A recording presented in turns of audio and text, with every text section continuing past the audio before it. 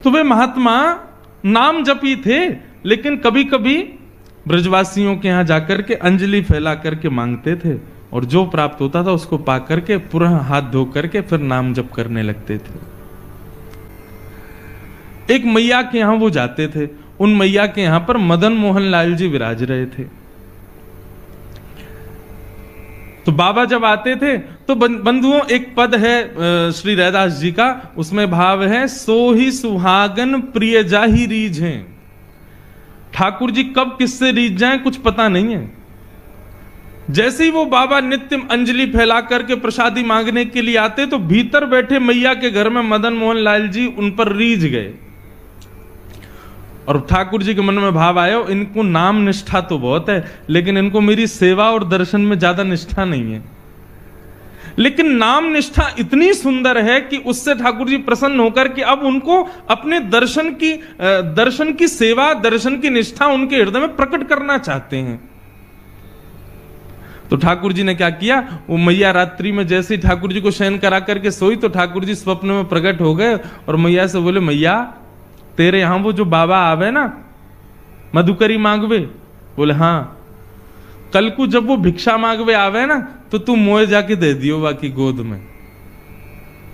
मैया तो रोने लगी, बोले क्यों, मेरी सेवा में कोई कमी जो आप बाबा के पास जानो चाहो? बोले ना मैया, आपकी सेवा से मैं बड़ा प्रसन्न हूं, लेकिन अब आप थोड़े दिन की और रह गई हो, कछु दिना में आप चली जाओगी, फिर मेरी सेवा कौन करेगा? या हमारे मैं तो अपनी व्यवस्था कर रहा हूं, वह बाबा को जाके मुंह को कल दे दी हूं, अब मैं वही के पास रहूंगा। रात भर मैया रोई बेचारी, लेकिन ठाकुर जी की आज्ञा उसने मानी। दूसरे दिन जब संत पधारे तो कहा, मैया भिक्षा दो, कुछ मधुकरी प्रसादी दो। मैया भीतर से अपने ठाकुर जी लेके आई, बाबा की गोद में धर दिए, ले बाबा भिक्षा। बाबा बोले, हमसे ये सेवा वेवा नहीं होती है ठाकुर जी की, हम तो भैया नाम उपासी हैं, बस नाम जप करना जानते हैं। ये श्रृंगार करना, स्नान कराना, वस्त्र पहनाना और ये 56 भोग धराना, ये राजोपचार हमसे नहीं आता है, हम केवल नामोपचार जानते हैं। आप ठाकुर जी से पुनः निवेदन कर दो, छोटी सी कुटिया में रहता हूं मैं, यहां पे 8 बार भोग लगता होगा, मेरे यहां तो कोई प्रसादी की भी व्यवस्था नहीं है, इनको भूख बहुत लगती है, मैं इनको भोजन नहीं करा पाऊंगा। श्रीनाथ जी में 8 बार भोग आता है, जिसमें से 3 बार का भोग आप सुनकर के आश्चर्य करोगे, उसका नाम है श्रम भोग। क्या नाम है? श्रम भोग का तात्पर्य क्या है? ठाकुर जी को उठते ही पहले लड्डू और दूध का भोग लगता है श्रीनाथ जी को, या माखन मिश्री का भोग लगेगा। लड्डू तो विशेष है, लड्डू दूध माखन मिश्री ये सब तो आएगा ही उठते ही। यहां तक कि ऐसा वर्णन है कि श्री नंदलाल पौड़े भय रहे में उठे ही ना है, यशोदा मैया कभी पाम दबावे कभी हाथ दबावे, ठाकुर जी उठे ही ना, चदरिया ओढ़ ले, मुंह मत उठाओ। तब मैया क्या करे, पात्र में दूध लेके आवे और लाला के सिरहाने पे हाथ रख के लाला सोते भय लाला को उठा के ही मोहते दूध छुपा दे, तब दूध पीते पीते पीते पीते तब ठाकुर जी के नेत्र खुले, तब मैया उनकी आरती करे। ये है मंगला। तो बाबा बोलो, मैया ठाकुर जी से निवेदन कर दियो, मेरे यहां कोई व्यवस्था ना है, तुम तो बहुत बढ़िया सेवा कर रही हो, 8 बार भोग लगाओ, मैं तो खुद 1 बार पाऊं, वो कहां से खवाऊंगा, तुम्हारे लाला है। मैया वापस ले गई, ठाकुर जी है, बोले आज रात्रि में निवेदन कर दूंगी। रात में सपने में फिर ठाकुर जी आए, बोले मैया तुमने मुंह को क्यों नहीं दिया?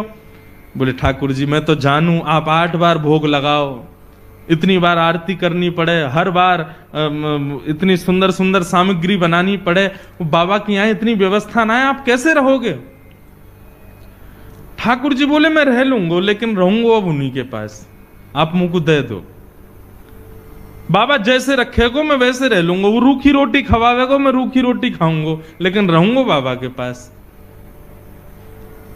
बंधुओं, इस भाव से ये पता चलता है हम सबके घर में ठाकुर जी बैठे हैं। कितनी कृपा है ठाकुर जी की। हम बच्चों को भोजन परोसते हैं तो बच्चे नाक मुंह मोड़ ले, मैया में नमक कम है, इसमें नींबू नहीं है, ये नहीं है, वो नहीं है। ठाकुर जी को जैसा दे दो वैसा पा लेते हैं।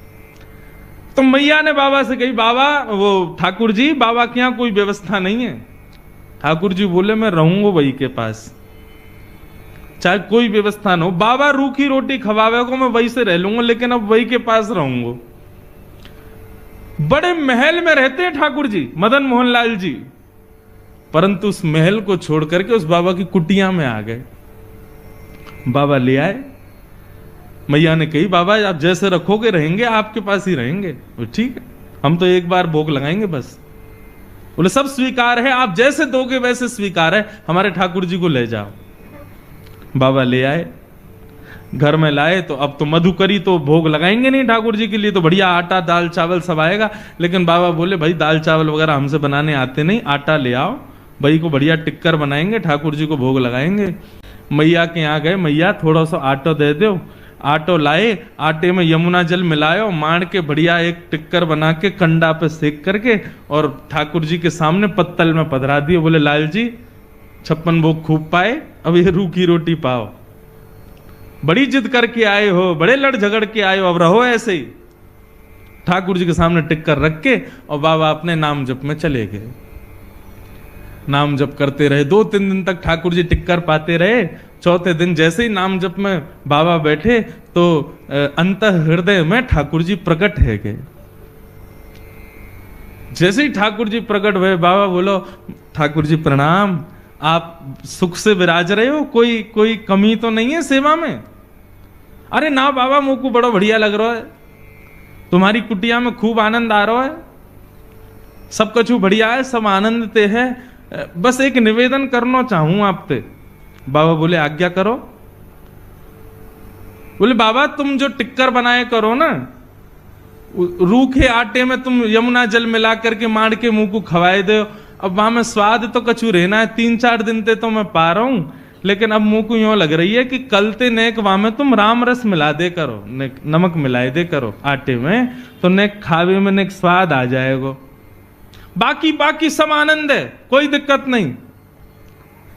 बाबा बोलो ठीक है भैया, आपको बढ़िया टिक्कर पवाएंगे, कल से राम रस लगा देंगे। तो मैया के पास गए, मैया आज आटो दियो, आटे के संग में राम रस और दियो। मैया बोली है गए चट्टपने चालू, चलो आगे आगे देखियो कहा होएगा। अब तो दूसरे दिन आटे में नमक वमक मिला के बढ़िया टिक्कर बना के ठाकुर जी को पवाया। 2-4 दिन ठाकुर जी वैसे ही पाए। चौथे दिन ठाकुर जी फिर प्रकट है गए। बाबा बोले ठाकुर जी सब आनंद, कोई कमी तो नहीं सेवा में? ना बाबा सब आनंद है रो, खूब चकाचक पा रहे हैं हम तो। बस बाबा ने एक बात कह रो। बोले कहा, तुमको मेरी आवाज ने कर्कश लग रही है? बाबा बोले हाँ ने लग तो रही है कमजोर सी। बोले बाबा वो रूखी रोटी खा खा के मेरो गलो जो है का वहां में रोटी इर्ज गई है। अरे सरकार आपको कष्ट है गयो, इर्ज गई समझ गए? इर्ज गई मतलब फंस गई है। तो बाबा बोले आज्ञा करो। बोले मैं तो बस यूं कह रहा हूं कि कल ते ने घी चुपड़ दोगे वहां में रोटी में, तो नेक वो नेक आसानी तो भीतर चली जाए करेगी। बाबा बोले मतलब अब कल से आटा नमक और घी भी लाना है। अरे बाबा ने बस घी लिए ही हो, जहाँ में हम घी के बिना मक्खन के बिना तुम कभी ना रहे, आप सब पता है।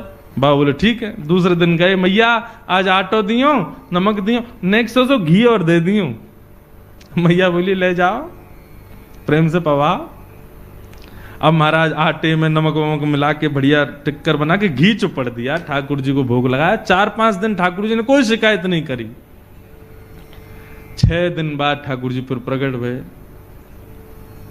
बाबा बोले ठाकुर जी अब तो ना इर्ज रही गरे में? ना बाबा अब तो सब बढ़िया है, रोटी में बढ़िया नमक को भी स्वाद आ जाए, घी भी बढ़िया है, नीचे चली जाए। मैं तो बाबा बस यूं कह रहा हूं, कल तो एक आलू और लिया करो, वह आलू है भूंज के वहां में नमक मिर्च डाल के बाकी चटनी बना करके बाबा और धर दे करो संग में। बाबा ने उठाए ठाकुर जी और लेके गए मैया के पास। बोले धरो या अपने पास ही। अरे अभी आटो आयो, नमक आयो, घी आयो, ये तो 56 भोग ले आएंगे कल को घर में, कहां भजन करूंगा मैं। जैसे ही मैया की गोद में दिए ठाकुर जी प्रकट है गए और बाबा के गले से लग गए। बोले मैं रहूंगा तुम्हारे पास ही, चाहे जैसे रखो।